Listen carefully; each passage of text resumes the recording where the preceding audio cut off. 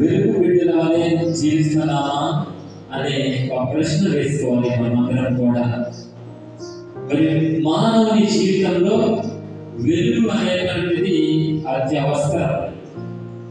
మరి వెలుగు లేకుండా ఒకసారి మన జీవితాన్ని ఊహించుకోండి ఏ విధంగా ఉంటుందో. మరి ఊహించుకోవడానికి కూడా చాలా భయంకరంగా ఉంటుంది. అసలు వెలుగు లేకుండా మరి చీకటిలోనే మన జీవితాన్ని కొనసాగిస్తూ ఉంటే మరి ఎంత అద్భుతంగా ఉంటుందో మన జీవితం మనము అర్థం చేసుకోవచ్చు. ప్రియ సహోదరి సహోదరులారా, ఈ లోకపరంగా మనం చూస్తే ఈ లోకము మరి వెలుగు చీకటిలతో మరి సమ్మేళనమై మన యొక్క మానవ జీవితాన్ని కొనసాగిస్తున్నాం. కానీ ఈరోజు మనము ఆధ్యాత్మిక వెలుగులో జీవించాలి.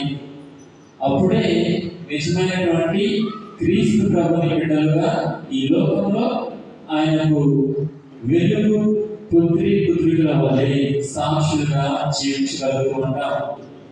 మరి అందు గురించి యోహాను శుభవార్తలు 8వ అధ్యాయము 12వ వచనము గత వారము మిమ్మల్ని అందరినీ కూడా నేను చదివించి